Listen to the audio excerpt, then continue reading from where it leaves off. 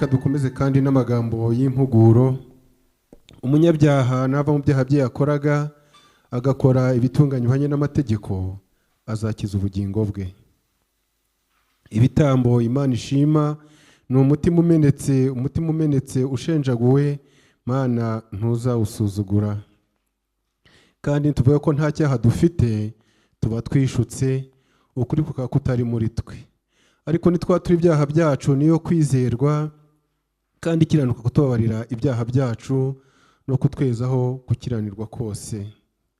Bene data bakundwa, mu byanditswe byoroheje harimo ibitwemeza ibyaha byacu tukabyatura, kandi bidona kutaryarya no kutabisha turi imbere y'Imana ishobora byose, Data wa twese wo mu ijuru, ahubwo tubyaturana imitima yitonze, yoroshye, yihana kandi yumvira, kugira ngo dushe kwibabarwa n'imbabazi zitagira akagero. Tuzi ko dukwiriye kubyatura iminsi yose twitonze, ariko cyane cyane dukwiye kubyatura iyo duteraniye kwishimira ibyiza bikomeye duhaye, no kuhimbaza nk'uko ukwiriye rwose, no kumva ijambo ryayo ryera cyane, no kuyisaba kugira ngo imitima yacu ikena n'iby'imibiri nabyo. Icyo gituma mbinginga mwebwe abateraniye hano mwese ngo mwegerane Imana nanjye, aho intebe yewe ntuturuka mu ijuru iri, muzanye imitima iciye bugufi n'ijwi ryoroheje, tuyaturire ibyaha byacu. Data wa twese ushobora byose kandi imbabazi nyinshi, Data wa twese ushobora byose kandi imbabazi nyinshi, twabibye inzira yawe nk'intama zizimiye, tukabije gukora ibyo imitima yacu yifuza. Twacume amategeko yawe yera, twaretse ibyo dukwiriye gukora, dukora ibidakwiriye gukorwa, atari kubw'ubuntu bwawe, nta buzima twadufite muri twe. Nuko ari Nyagasani, twebwe afite agahinda k'ibyaha byacu, tugire imbabazi. Mana wabara batura ibyaha byabo, usubize mu nzira y'ibihannye by'ukuri, nk'uko wasejeje abantu bose muri Yesu Kristo umwami wacu. Kandi Data wa twese imbabazi nyinshi, tugusabye ku bwa Yesu, kugira ngo tujye tukubaha, dukiranuka, twitonda, tubone guhesha izina ryawe icyubahiro. Amina. Imana ishobora byose, se umwami wacu Yesu Kristo, ntishaka umunyabyaha apfa, ahubwo ishaka ko yihana akareka ibyaha bye akarama. Kandi yategetse abahereza bayo kugira ubushobozi bwo kubwira abantu bayo bihannye ko bari ibyaha byabo bakabikurwaho. Niyo ibabarira abihana by'ukuri bose, bakizera ubutumwa bwayo bwera bataryarya. Cyo gitumye tuyinginga ngo twemeze kwihana by'ukuri, kandi duhe n'umwuka wayo wera, ngo ibyo dukora binezeze, kandi ibyo tuzakora mu minsi isigaye tukiriho bibe iboneye byera, kandi hanyuma tuzagira umunezero itanga utazashira. Tubisabye mu izina rya Yesu Kristo umwami wacu. Amina. Data wa twese wo mu ijuru, Data wa twese wo mu ijuru, izina ryawe ryubahwe, ubwami bwawe buze, ibyo ukunda bikorwe mu isi nk'uko bikorwa mu ijuru. Uduhe none ifunguro itunga uko bukeye, utubabarire ibyaha byacu, uturabitugirira, ntuduhane mu bitwoshya, ahubwo dukize umubi, kuko ubwami n'ubushobozi n'icyubahiro ari ibyawe ubu n'iteka ryose. Amina. Nyagasani bumbura akanwa kacu, kugira ngo ururimi rwacu rwerekane ishimwe ryawe. Mana tebuka udutabare, Nyagasani wawe kudukize. Icyubahiro kibi cya Data wa twese n'icy'Umwana n'icy'Umwuka wera, nk'uko cyahoze mbere na mbere, na n'ubu niko kiri, kandi ko kizabaho iteka ryose. Amina. Nimuhimbaze umwami Imana yacu. Reka twe tuyihimbaza mu ijwi rya rasa.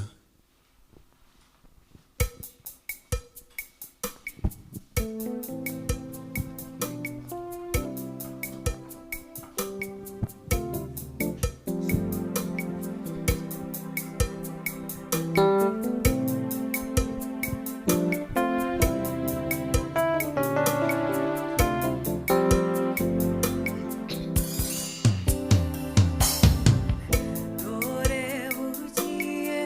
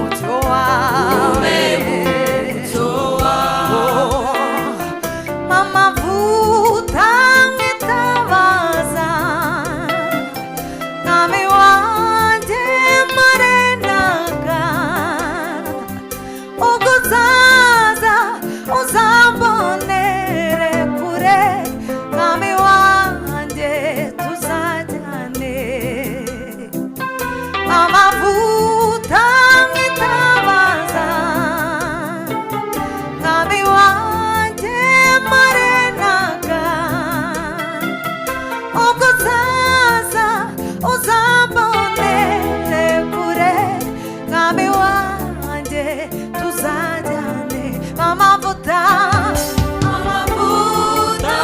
bitabaza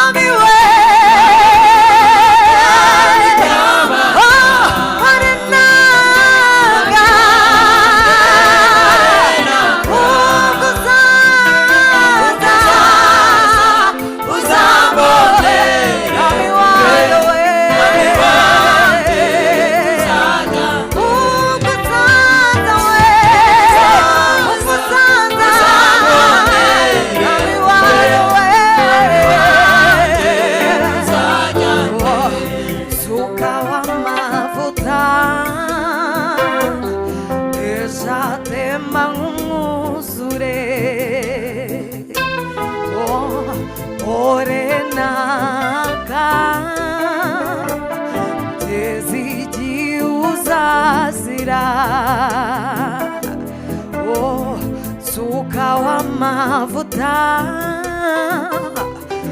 eshatema nk'umwuzure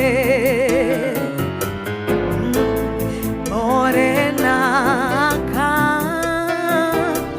kugeza igihe uzazira suka w'amavuta eshatema nk'umwuzure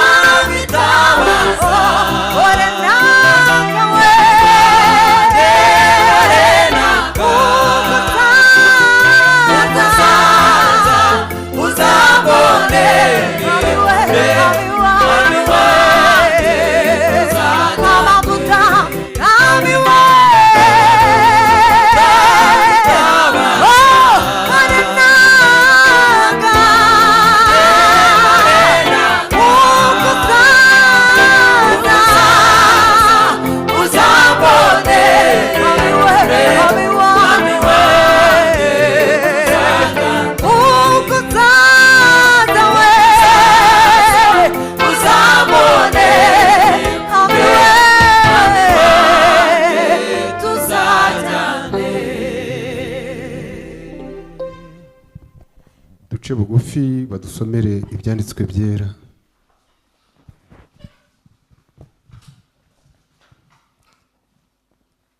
Igice cya mbere mugiye gusomerwa turagisanga mu gitabo cy'umuhanuzi Yeremiya, igice cya 18 umurongo wa mbere.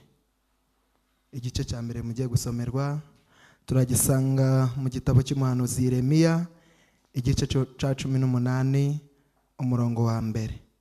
Umurongo wa mbere, igice cya 18 mu gitabo cy'umuhanuzi Yeremiya. Ijambo ryaje kuri Yeremiya rivuye ku Uwiteka riti: haguruka umanuka ujye mu nzu y'umubumbyi, niho nzamwigishiriza amagambo yanjye. Nuko ndamanuka njya mu nzu y'umubumbyi, ndebye mbona arakorera umurimo we ku ruziga. Nuko ikibindi yabumbaga mu ibumba gihombera mu ntoki z'umubumbyi, maze aribumbisha ikindi kibindi kimeze nk'uko ashaka. Maze ijambo ry'Uwiteka rinzaho riti: yemwe ab'inzu y'Abisirayeli mwe, mbese sinabasha kubagenza nk'uyu mubumbyi? Niko Uwiteka abaza. Dore uko ibumba rimeze mu ntoki z'umubumbyi, niko namwe mumeze mu ntoki zanjye, mw'ab'inzu ya Isirayeli mwe. Igihe nzavuga iby'ishyanga n'iby'igihugu ngo bikurweho, bisenywe, birimbuke, ariko iryo shanga navugaga niriva mu byaha byaryo, nzareka ibyago nibwiraga kubagirira. Kandi igihe nzavuga iby'ishanga n'iby'igihugu ngo mbashingishe intege kandi mbameze, ariko bakanga bagakorera ibyaha imbere yanjye, ntibumvire ijwi ryanjye, nzahera ko ndeke ibyiza navuze ko nzabagirira. Noneho rero genda ubabwire abantu b'i Yuda n'abatuye i Yerusalemu uti: uku niko Uwiteka avuze ngo, dore mbageneye ibyago kandi mfite imigambi yo kubateza. Nimugaruke, umuntu wese ave mu nzira ye mbi, mugorore inzira zanyu n'imirimo yanyu. Ariko baravuga bati: ni ukurushwa n'ubusa, tuzikurikiriza imigambi yacu, kandi umuntu wese wo muri twe azakurikiza umutima we mubi unangiye. Nicyo gitumye Uwiteka avuga atya ati: nimubaririze mu banyamahanga ko hariho uwigeze kumva ibimeze bityo. Umwari wa Isirayeli yakoze ikibi gishishana. Mbese shelegi y'i Lebanoni iva mu rutare rwo ku gasozi izabura? Cyangwa se amazi akonje atemba ava kure azakama? Mwakire neza amagambo yo mu gice cya mbere cy'ijambo ry'Imana. Dushimiye Imana. Reka duhagaze turirimba indirimbo y'105 mu gushimisha Imana igira iti: ubuntu bw'Imana butangaje nibwo bwankuyeho imigozi.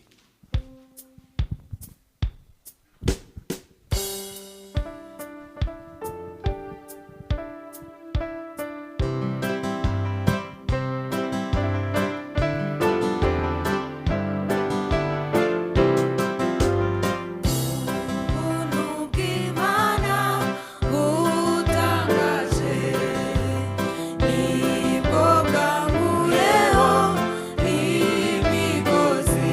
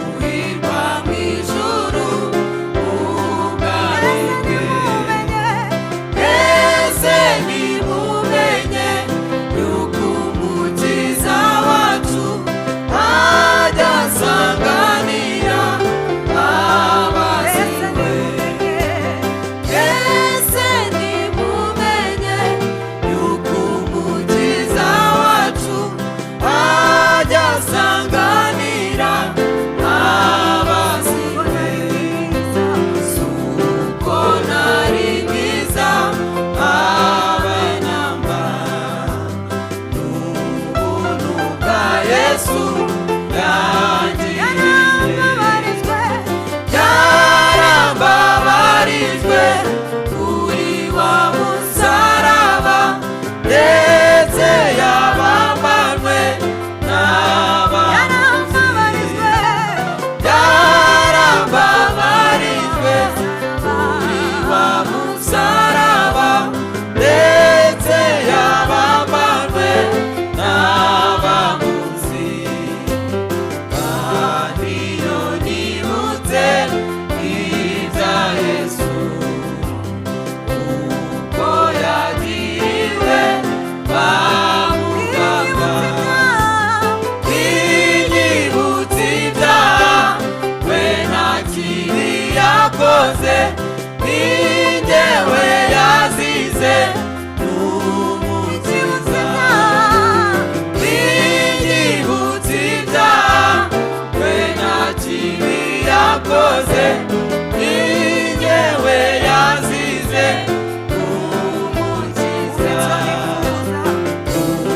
icyo nifuza ni ukuguma umukiza wanjye nishishe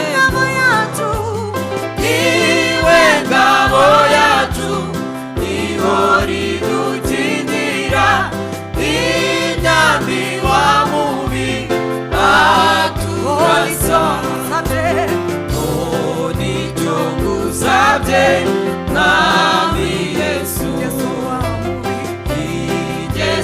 wa mubi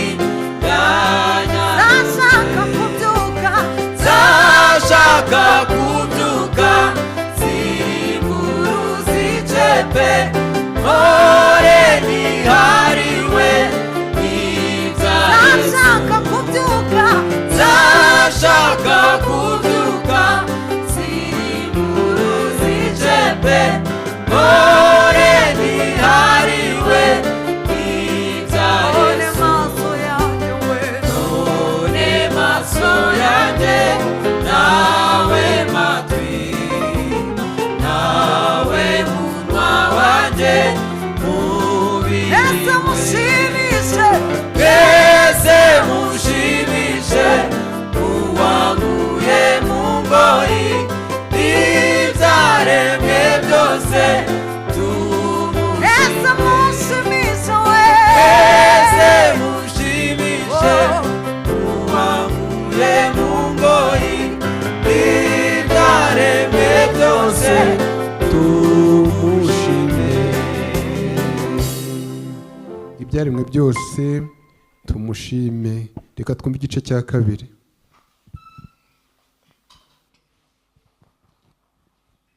Igice cya kabiri mugiye gusomerwa turagisanga mu butumwa bwiza uko bwanditswe na Luka ibice 18 turahera ku murongo wa 9. Igice cya kabiri tugiye gusomerwa turagisanga mu butumwa bwiza uko bwanditswe na Luka ibice 18 turahera ku murongo wa 9. Umurongo wa 9 w'igice cya 18 mu butumwa bwiza uko bwanditswe na Luka. Uyu mugani yawuciriye abayiringiye ubwabo ko bakiranuka bagahinyura abandi bose. Ati, abantu babiri bazamutse bajya mu rusengero gusenga, umwe yari umufarisayo undi ari umukoresha w'ikoro. Umufarisayo arahagarara asengera mu mutima we ati, Mana, ndagushimiye yuko ntameze nk'abandi b'abanyazi n'abakiranirwa n'abasambanyi cyangwa ndetse n'uyu mukoresha w'ikoro. Mu minsi 7 hose niyiriza ubusa 2, ntanga kimwe mu 10 mu byo nungutse byose. Naho uwo mukoresha w'ikoro ahagarara kure, ntiyahangara no kubura amaso ngo arebe mu ijuru, ahubwo yikubita mu gituza ati, Mana, mbabarira kuko ndi umunyabyaha. Ndababwira yuko uwo muntu yamanutse ajya iwe, ari we utsindishirijwe kuruta wa wundi, kuko uwishyira hejuru azacishwa bugufi, ariko uwicisha bugufi azashyirwa hejuru. Igice cya kabiri twasomeye n'aho kirangiriye. Mwakire neza ijambo ry'Imana. Shimiye Imana. Twitegura rero kumva ubutumwa bwiza turagezwaho na Reverend Pastor Valens. Reka dukomeze dufatanya indirimbo ya 385 igira iti murinzi we menyesha igihe, iwacu se ni imuhero.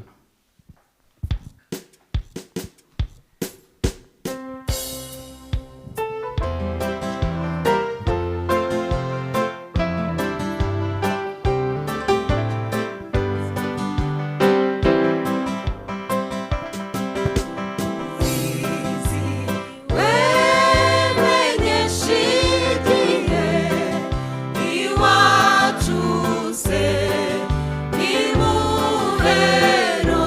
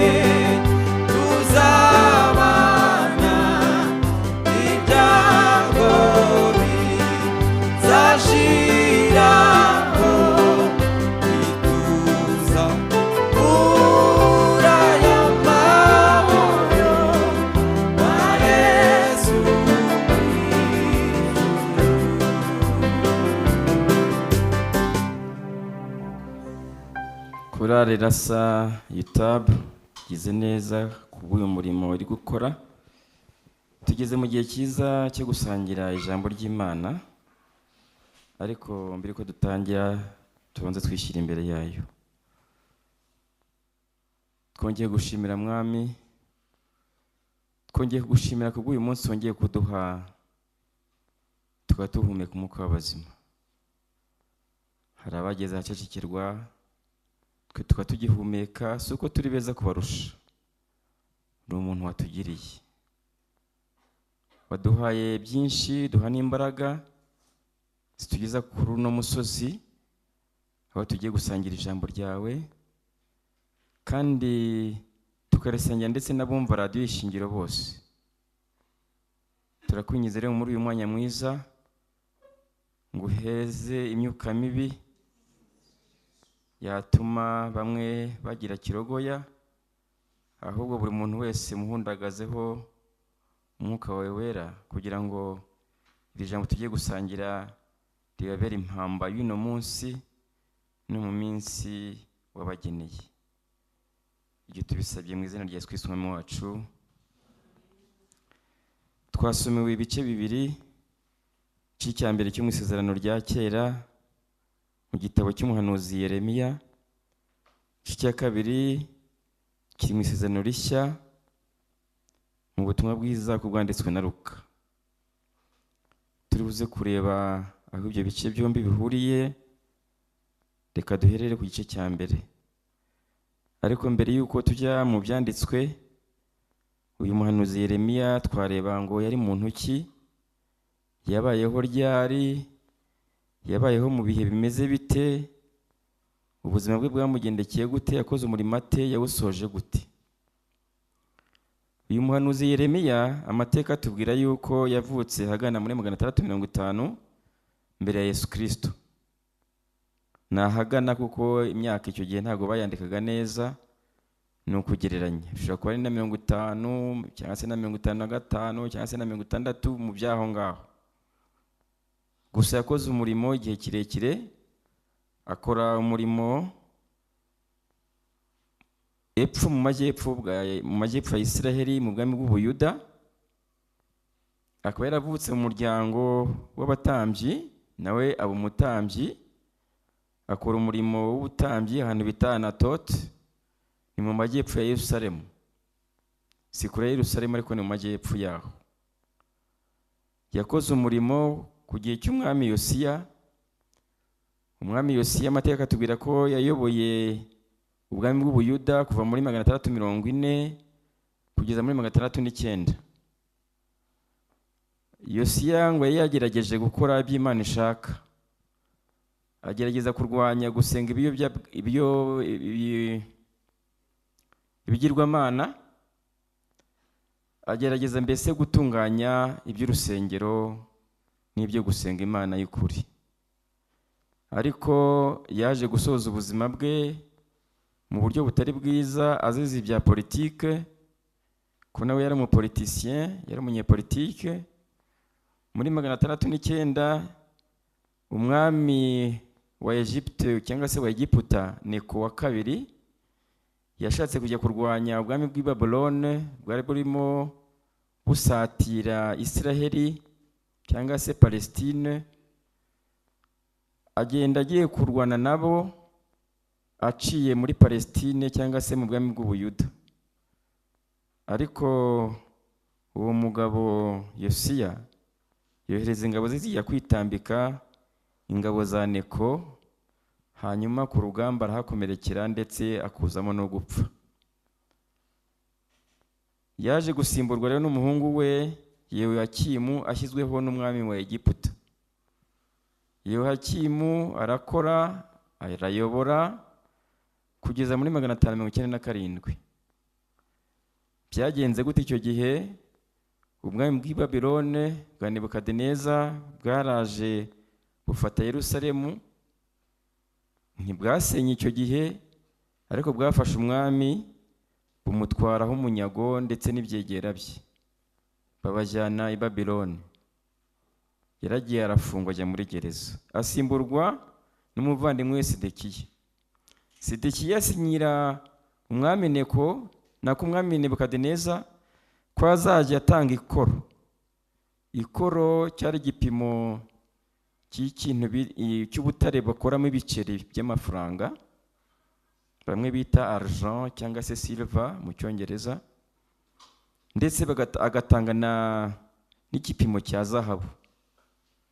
Umuhungu rero yarabanje arabitanga, ageze aho afungiramo yanga kubitanga. Icyo gihe umuhanuzi Yeremiya rero yakoze umurimo ukomeye afatanyije n'abaminisitiri ba Sedekiya. Baramubwira bati, wa mugabo we, ibuka ukuntu wagiye ku ngoma, washyizweho na Nebukadineza, usinye ko uzajya utanga ibi n'ibi, none uranze ugiye kuri dusemera. Ntabwo yigeze yumva. Muri 587 Nebukadineza yohereje ingabo ze ziraza zisenya rwa rusengero Abayisiraheli birataga cyane. Wa mwami bamunogora amaso, ibisonga bye bose barashorera babajyana i Babyloni. Icyo gihe Yeremiya we abaturage baramukurubanye bamujyana mu Egiputa. Agezeyo arabahanurira nanone, abahanurira ibitaryoheye amatwi yabo, bamutera amabuye arapfa. Uko niko yasoje ubuzima bwe. Hanyuma rero mu byo twasomye, Yeremiya Imana yaramubwiye iti, haguruka umanuke ujye mu nzu y'umubumbyi, niho nzakumvishiriza amagambo yanjye. Nuko ndamanuka njya mu nzu y'umubumbyi, ndebye mbona arakorera umurimo we ku ruziga. Nuko ikibindi yabumbaga mu ibumba gihombera mu ntoki ze, maze aribumbisha ikindi kibindi kimeze uko ashaka. Maze ijambo ry'Uwiteka rinzaho riti, yemwe ab'inzu ya Isiraheli mwe, mbese sinabasha kubagenza nk'uyu mubumbyi?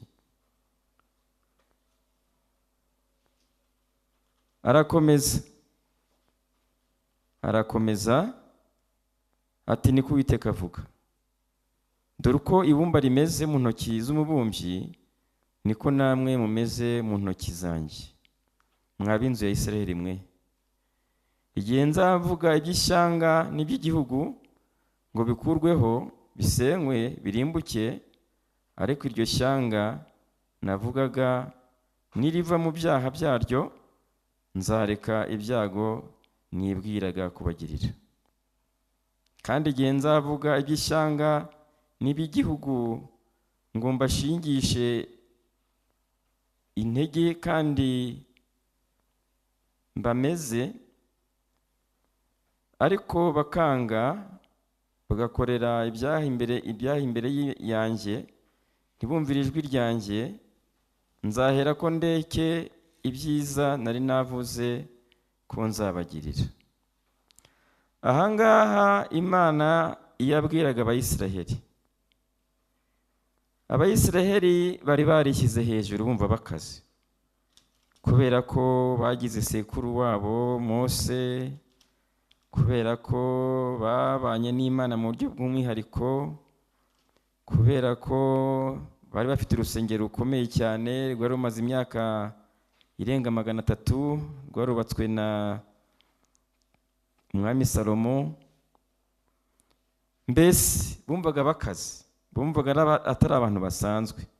Ariko hano Imana yari imibabwira ikoresha umuhanuzi iti, nyamara mumeze nk'ibumba, umubumbyi ararikatakata, ashyiramo amazi agakata, agakuramo icyo ashaka, yashaka kari nagisenya akongera agakatamo irindi bumba agakora ikindi.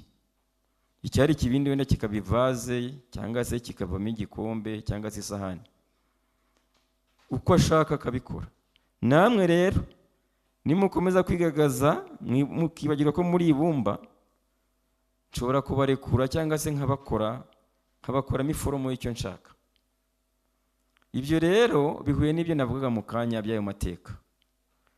Abayisiraheli bumvaga bakomeye cyane, akenshi n'igihugu cyangwa se politike iyo yaryoshye imaze igihe ikomeye yumva nta cyayihangara. Icyo gihe nabo bumvaga nta wabahangara, cyane cyane ko bari bafite urusengero rwari rukomeye cyane, bakumva bakaze, n'abatware babo bakumva ari ibitabashwa. N'uwo Sedekiya yarabwiwe yanga kumva, ni bya bindi bavuga ngo amatwi ari mu rupfu ngo ntabwo yumva ihoni. Ntabwo yumvise ihoni rero, nta nubwo yanarebye ibyo mwene se Yehoyakimu ukuntu yashoje ubwami bwe, nta somo byamuhaye. N'abaturage rero basanzwe ba Isiraheli bari mu mudamararo, banywa amayoga, basinda, basambana, barwana, bicana, abakene banyunyuzwa n'abakire, imanza zibera zicibwa buri gihe. Umuhanuzi Yeremiya baburira, bagahondagura, bagafunga, mbese bumvaga byose babyemerewe. Aho igihe cyaje kugera, Imana ibakuraho ibiganza. Muri 587 rwa rusengero biratanaga, ingabo za Nebukadinezera cyangwa Nebukadineza zaraje zirarusenya. Wa mwami warigize intumva zimunogora amaso, zimujyana i Babiloni atareba. Ibikomangoma bye byumvaga bikaze baratwara, igihugu gihinduka umusaka. Ijambo rirakomeza riti, uko niko Uwiteka avuze ngo, dore mbageneye ibyago kandi mfite imigambi yo kubateza. Nimugaruke umuntu wese ave mu nzira ye mbi, mugorore inzira zanyu n'imirimo yanyu. Ibyo ngibyo Imana yarabibabwiye, ariko ntabwo babyumvise. Reka tureke abo bagabo b'icyo gihe, twirebeho twebwe iwacu uyu munsi. Ni kangahe tubwirwa gukora ibyiza, tubwiwe n'abayobozi ba leta, tubwiwe n'abayobozi b'amatorero dusengeramo, tubwiwe na Bibiliya ku babasha kuyisoma, tugakora ibinyuranye nabyo. Reka tureke leta, tureke n'amadini, tureke na Bibiliya. Imana ituvugishiriza mu mutimanama wacu, icyo bamwe bita conscience cyangwa se conscience. Buri muntu wese utari umurwayi wo mu mutwe aba afite umutimanama we. Umubwira uti kora iki, wikora kiriya.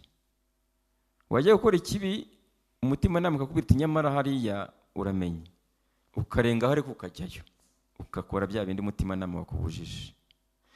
Iyo wakoze ibyo ngibyo rero, Pawulo we yabyanditseho mu buryo busobanutse, aravuga ati umuntu wese ukora ibinyuranye n'iby'umutimanama umubuza aba yarangije kwiciraho iteka cyangwa se urwiteka. Imana ituvugishiriza mu mutimanama wacu. Si ngombwa kujya mu rusengero, nubwo nabyo ari ngombwa mu gihe cyo ku cyumweru niba usenga ukwiye cyangwa kujya gusenga. Si ngombwa kuvuga ngo urajya kwiruka ujya gushaka amategeko y'Imana mu bya leta. Umutimanama wawe urahagije iyo ufite ubwonko bukora neza, ukurikije icyo umutimanama wawe ukubwira gukora ukagikora, ibintu byagenda neza. Uretse ibyo wakubujije gukora rwose ntubyegere, ibintu byagenda neza. Urugo rwawe rwatungana, abana bawe bakiga neza, bakarya bakambara bakavurwa, umudamu wawe cyangwa se umugabo we mwabana amahoro, n'igihugu cyatera imbere, ndetse n'itorero ryatera imbere mu buryo bufatika.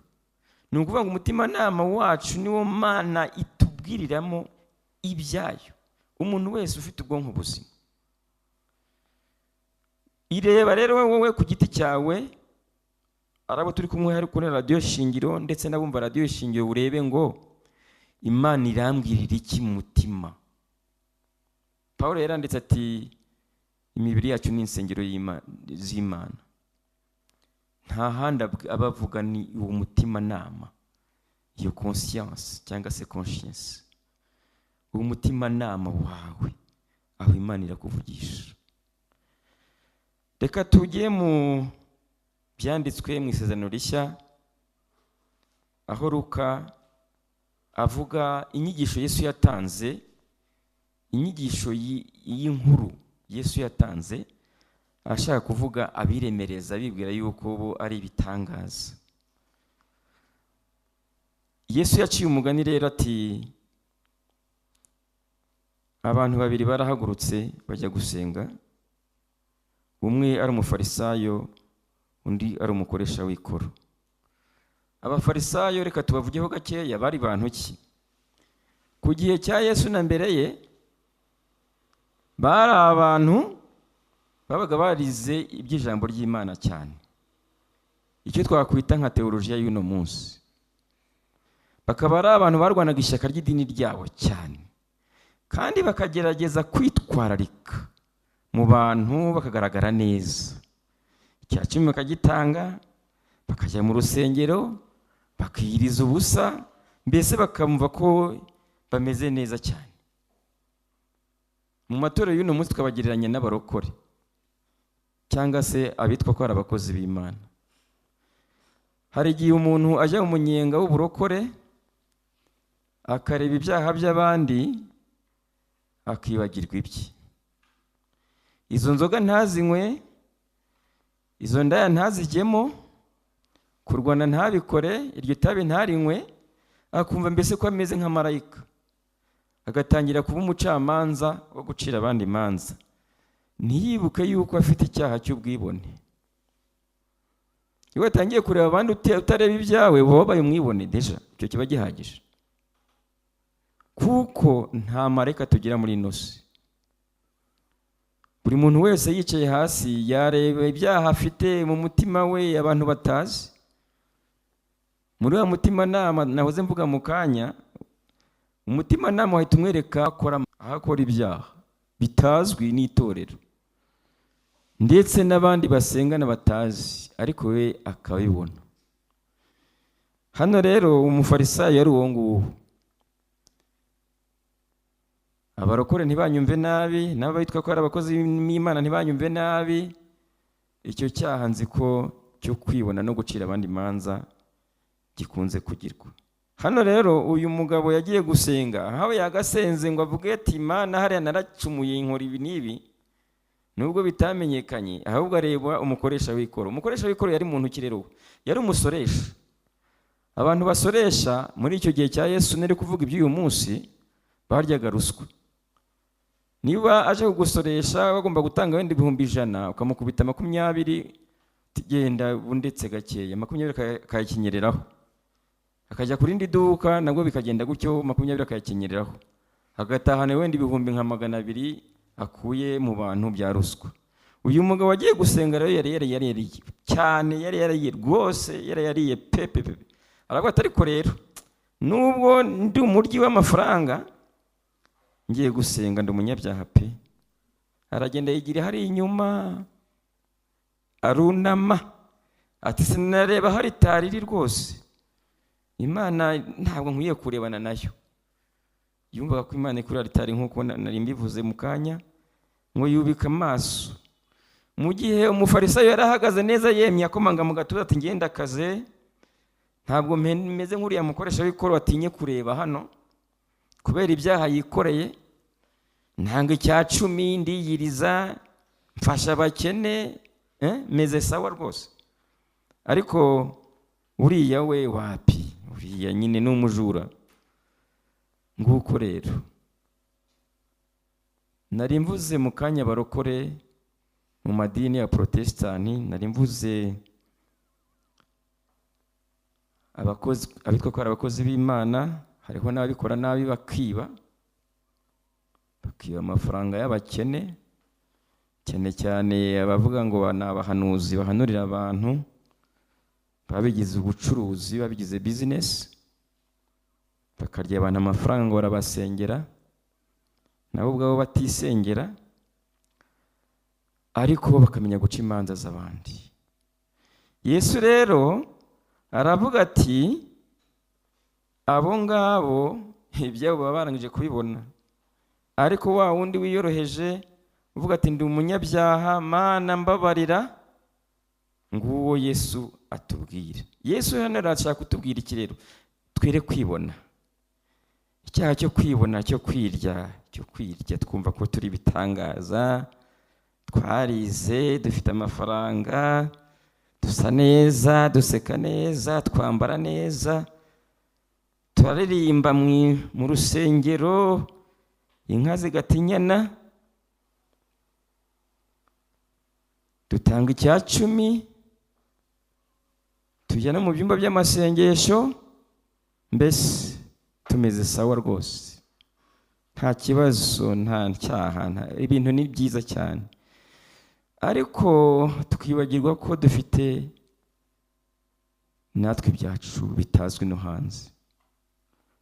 Buri muntu wese rero yicaye akareba ibye, akabona n'umutimanama we, mu yandi magambo akabona n'Imana ye, bakiherera, azabonaho ari umufarisayo. Namara kuhabona rero, asaba Imana imufashe ubwo bufarisayo bwe butazwi n'abo hanze, ariko we yabashije kumenya abwihane, agerageze kumenya yuko nta marayika muri ino si, najya ateshuka akagwa mu kitari cyiza, aje yibuka ko Imana ihora iteze amaboko kwishura kumubabarira igihe icyo ari cyo cyose, kandi agerageze kwiyoroshya. Abanyarwanda basigaye bavuga ngo isi ntisakaye. Iyo mvugo ni nziza cyane, irasobanura byinshi. Uyu munsi ushobora kuba uri umukozi w'Imana, ejo bakakujyana imageragere bitewe n'ibyo wakoze. Uyu munsi ushobora kuba ari umurokore, ukaba ufite umugore, ejo mukaba murarwanya ukamumena ijisho bakujyana amageragere, cyangwa se umugore akakubita umwuko nawe ntabwo mageragere ikaza. Ni ukuvuga ngo rero twese dufite kamere ya Adamu y'intege nke, twese dushobora gukora ibyaha igihe icyo ari cyo cyose. Gusa icyo Imana itubwira ni uko ihora irambuye amaboko. Igihe tunyereye tukagwa, dutega amaboko izatwegura, twongeye duhagarare, kandi tugerageze gukosora ibyo twakosheje. Igikuru twiyoroshye. Isi ntisakaye. Buri muntu wese yicishe bugufi, nta gukomera muri ino si. Hari uwibwira ngo ko akomeye, iyo aguye nibwo asenyuka burundu. Imana idufashe, dusenge Imana. Twongeye gushimira Mwami ko twongeye gushimira kubw'uyu mwanya uduhaye wo gusangira ijambo ryawe. Turabanyantege nke, turareba tugacumura, turavuga tugacumura, turakora tugakosa. Mana utubabarire. Buri muntu wese umugenderere, igihe twaguye ucyongera uturandate akaboko tweguke. Kandi Mana uturinde umutima w'ubwibone, uturinde umutima wo gucira abandi imanza tutabanje kwirebaho. Udufashe rero twese, nta n'umwe urobanuye. Igihe tubigusabye mu izina rya Yesu Umwami wacu, amina. Imana ishimwe rero kubw'ijambo ryayo, aho tubwirirwa kugorora inzira zacu tukitwara uko bikwiriye. Korali yarasa mu kwezi muhimbaza Imana.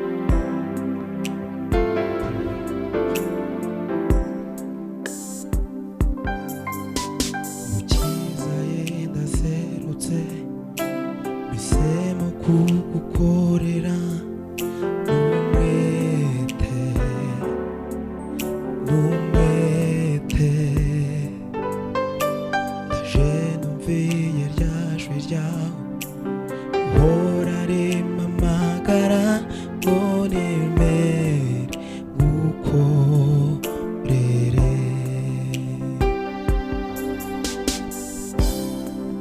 Nserutse mpisemo kugukorera n'umwete n'umwete. Ndaje numviye rya jwi ryawe rihora rimpamagara ngo nemere gukorere Mukiza ye. Mukiza ye ndaserutse mpisemo kugukorera n'umwete n'umwete. Ndaje numviye rya jwi ryawe rihora hora rimpamagara ngo nemere gukorere Mukiza ye. Mukiza ye ndaserutse mpisemo kugukorera Umwete umwete umwete. n'umwete. Ndaje numviye rya jwi ryawe hora rimpamagara ngo nemere gukorere. Bonzi rwose mawujana neza imbere yawe duva amahoro menshi. Ntabwo mfite bw'umwijima wo mw'isi naramaje kugukorera kuko nzi rwose Nzi rwose wawujyana iheza imbere yawe numva amahoro menshi.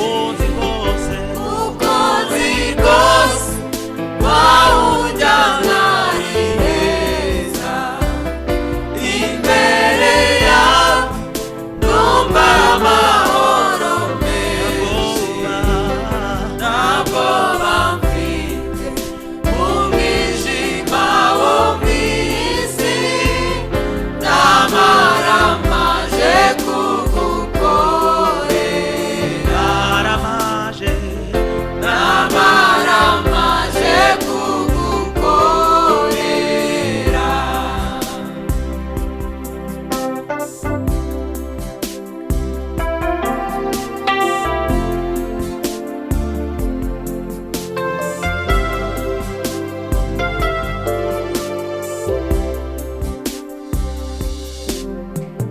yego ndabyemeye yego ndabyemeye namaramaje kugukorera mwami ndabyemeye mwami ndabyemeye namaramaje kugukorera yego ndabyemeye Yego ndabyemeye, yego ndabyemeye, namaramaje kugukorera.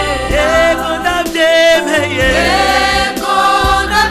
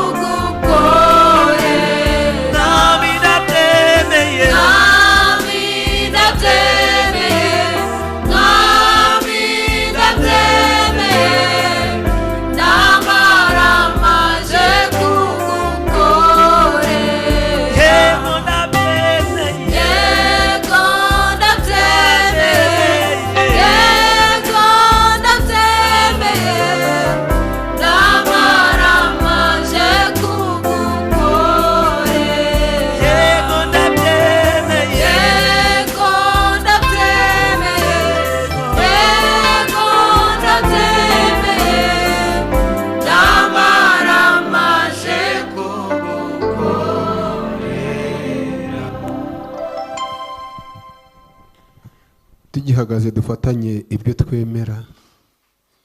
Nemeye Imana Data wa twese ushobora byose, nemeye Imana Data twese ushobora byose, umuremyi w'ijuru n'isi, nemeye na Yesu Kristo umwana w'ikinege, umwami wacu wabyawe n'umwari Mariya, kandi ndasamye ari umwuka wera, yabajwe Ponsiyo Pilato yari umutegetsi, abambwa ku musaraba, arapfa, arahambwa, amanuka kuzimu bapfuye, azuka ku munsi wa gatatu, ajya mu ijuru, none ubica buryo bw'Imana Data twese ushobora byose, niho azava aje gucira abakiriho n'abapfuye urubanza.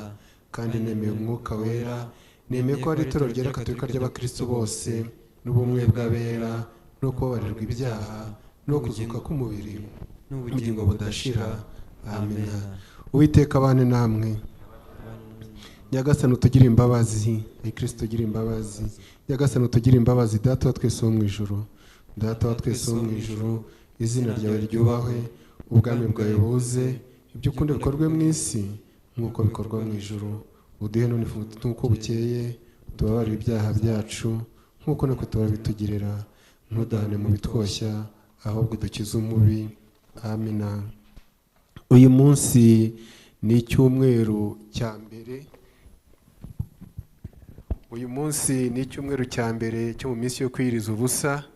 Reka dusenge Imana. Isengesho turasanga ku rupapuro rwa 61. Mwami Yesu, turagushimira ko amaze iminsi 40 ku manywa na nijoro wiyiriza ubusa kuba icyitegerezo cyacu.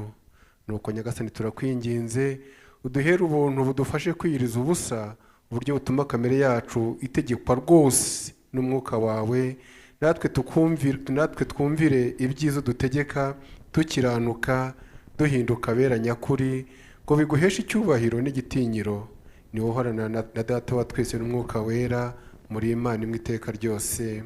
Amina. Reka tukwiye dusaba amahoro. Nyagasani Imana, turagushimira ko ari utanga amahoro, ugashaka ko abantu bakundana, kuko umenya nibwo bugingo buhoraho, kandi bagukora bagira umudendezo w'amahoro. None Nyagasani, twebwe abahereza bawe bitonda, turagusaba uturinde abanzi bacu baduterera hose, kugira ngo twizeye ko uturinda, tudatinya abanzi bacu naho baba bakomeye bate, kubw'imbaraga za Yesu Kristo umwami wacu. Amen. Kandi Nyagasani Imana yacu, Data twese wo mu ijuru ushobora byose uhoraho, turagushimira ko tugejeje kuri uyu munsi dufite amahoro. None Nyagasani utunishe amaboko yawe akomeye uyu munsi wose, uturinde tudakora ibyaha muri wo no kutajya mu kaga kose, ahubwo ibyo dukora byose bitegekwe nawe, uyoboze ubutware bwawe, tubone kujya dukora ibigutunganiye, tubisabye mu izina rya Yesu Kristo umwami wacu. Amina. Turakomeza dusabira Perezida wa Repubulika y'u Rwanda. Mana ishobora byose, ni wowe utegeka amahanga yose kuyaha amahoro kugira ngo akore ibyo ushaka. None turakwinginga ngo uhore urebana imbabazi Perezida wa Repubulika y'u Rwanda, umuhe gukoresha neza ubushobozi wamuhaye, igihugu cyacu kibone kugira amahoro, kugira ngo abantu batagira imidugararo, ahubwo bagubwe neza, bashimwe n'andi mahanga. Kandi ubwo bushobozi ajya bukoresha uburyo butuma itorero ryawe rigira amahoro. Tubisabye mu izina rya Yesu Kristo umwami wacu. Amina. Turakomeza dusabira n'abandi bayobozi b'igihugu. Mana ishobora byose, Data wa twese wo mu ijuru, ubwami bwawe ntabwo bushira, kandi icyubahiro cyawe gikwiriye isi yose. Cyo gituma tukwinginga ngo urebane imbabazi abaminisitiri n'abandi bayobozi bahawe ubushobozi bwo kuyobora kino gihugu, ubahe ubwenge bwo kujya inama neza, kandi turabasabira kugira ngo bafashe gukora neza abantu bashinzwe bicishe bugufi kandi ari abiringirwa. Kandi turakwinginga ngo idini no kukubaha, amahoro no kugirana ubumwe, ukuri no kujya baca imanza zitabera bitabura muri twe iminsi yose. Amina. Turakomeza ndetse dusabira n'abayobozi b'itorero ndetse n'abakristo muri rusange. Mwami Imana, turasabira umwepiskopi mukuru wacu Dr. Laurent Mbanda, turasabira bishop wacu Ngendahayo Emmanuel, turasabira abapastori ndetse n'abafashe umurimo wo kuyobora itorero ryawe, turasabira n'abakristo muri rusange, ndetse turasabira n'abandi barimo kumva radio Ishingiro, baba abakristo n'abatari abakristo, kugira ngo umwami ubahe umwuka wera uhesha ubuntu, kandi ubahe ikime cy'imigisha yawe, babone kugushimisha. Uduhe ibyo Nyagasani ngo biheshe Yesu Kristo icyubahiro, kuko niwe murengezi wacu kandi niwe muhuza wacu. Amina. Reka kandi dukwiye dusabira abantu bo mu buryo butari bumwe.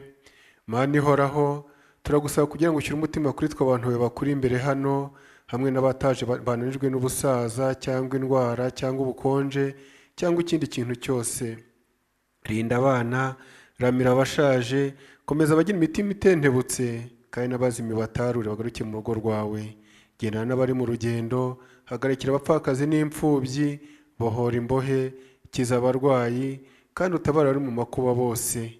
Wibuke kugira neza abadukunda bose hamwe n'abatwanga, kandi Nyagasani abo twibagiwe wowe wibuke, kuko ari umufasha watagira shinge na rugero, niwe mukiza w'abazimiye, niwe buhungiro bw'indushyi kandi umuvuzi w'abarwayi.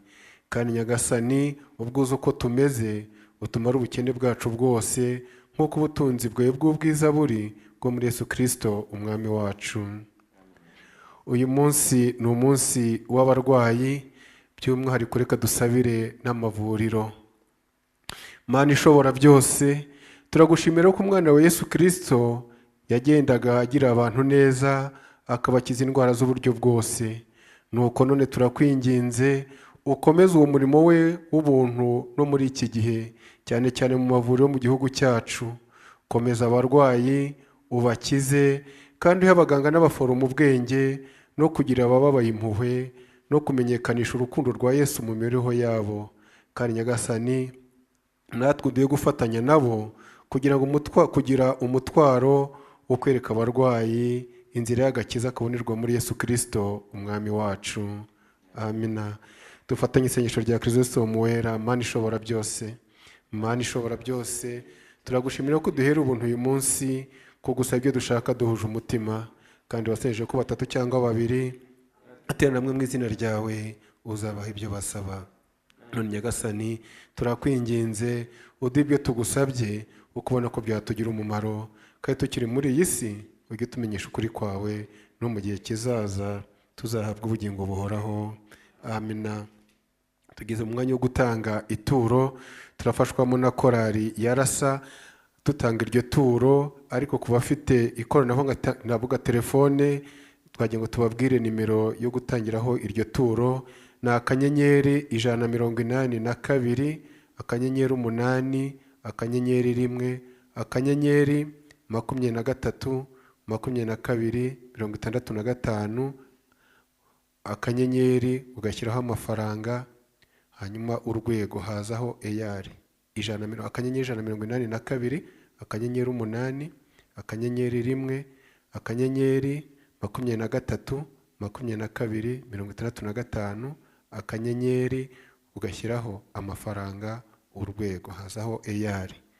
Karibu rasa.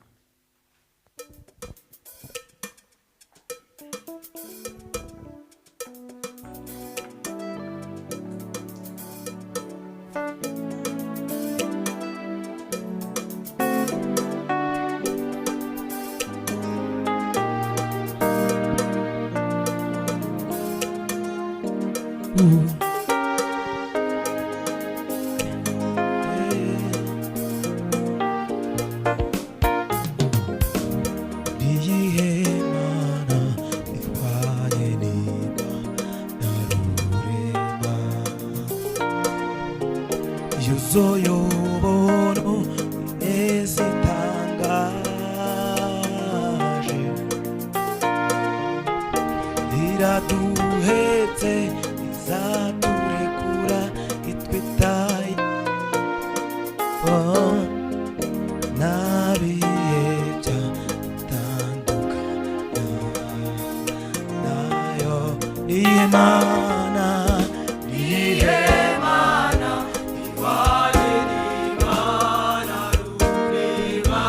Niye Mana, iwaje ni Mana rurema. Niye Mana,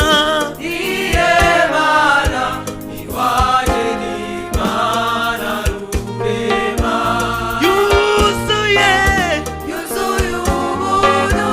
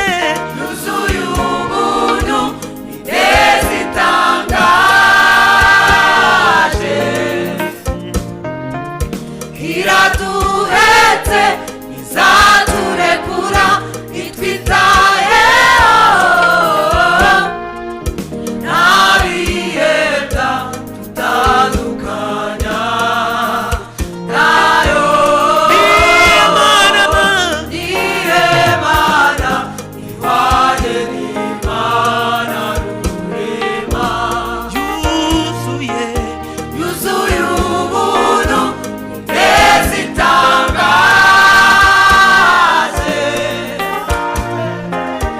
iraduretse izaturekura itwitayeho ntabihenda tutandukanya nayo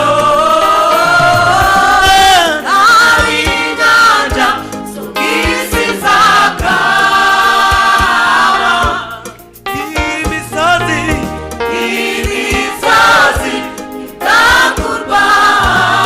itakurwayo nawe inyanja z'ubwisi zakama imisozi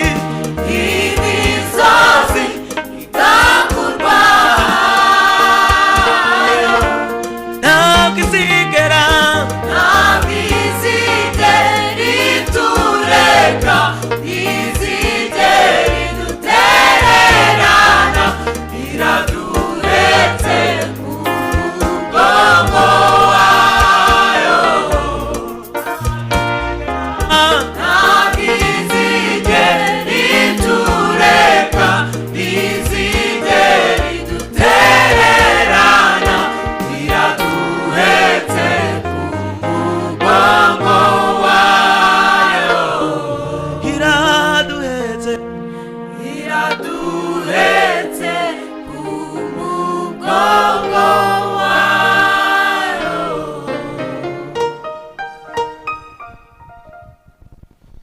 kadusengeye kubwo aya maturo abashije kuboneka.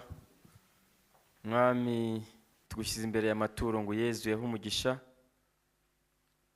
ibiganza bizayakoresha bizatume imirimo ivamo ituma izina ryawe ryamamara. turasengera ndetse n'abatabashije kugira icyo babona kuri uyu munsi kugira ngo imirimo bakora nayo ihe umugisha bakurimo ikibatunga kandi babashe no kubona n'ituro rituma n'itorero ryawe ribasha kubaho.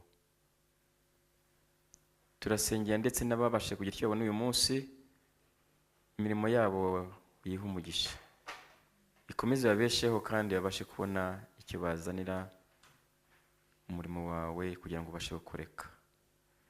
ibyo mwami tubisabye mu izina rya Kristo umwami wacu, amina. Imana ishimwe rero yabanye natwe tugeze mu gihe cy'umusozo. turashima nyine Imana yabanye natwe, tugashimira ubuyobozi bw'itorero buhagarariwe n'umwepiskopi Emmanuel Ngendahayo, tugashimira ubuyobozi bwa radiyo Ishingiro, tugashimira umunyamakuru twakoranye wadufashije umutekinisiye, turashimira abanyeshuri ba kaminuza y'ubugeni ya Bitabu bibumbiye muri rasa, tugashimira abadusomeye ibice umuvugabutumwa uyu munsi, tunashimira abaduteze amatwi bose. mwese rero Imana nyir'ibyiringiro ibuzuza umunezero wose n'amahoro biheshwa no kwizera, kugira ngo murusheho kwiringira mubiheshejwe n'imbaraga z'umwuka wera. reka twese badusabira umugisha ku Mana. turaza gusoza n'indirimbo ya 21 mu gakiza, muze turebe imbere. twisabira umugisha ku Mana. amahoro Imana itanga arote umuntu wese yakwibwira, ajya arinda imitima yanyu n'ubwenge bwanyu, kugira ngo mukomeze kumenya no gukunda Imana n'umwana wa Yesu Kristo umwami wacu. kandi umugisha w'Imana ishobora byose, Imana Data, Imana Mwana, Imana Mwuka Wera, ugumane namwe aho muri hose iteka ryose. Amina. Muze turebe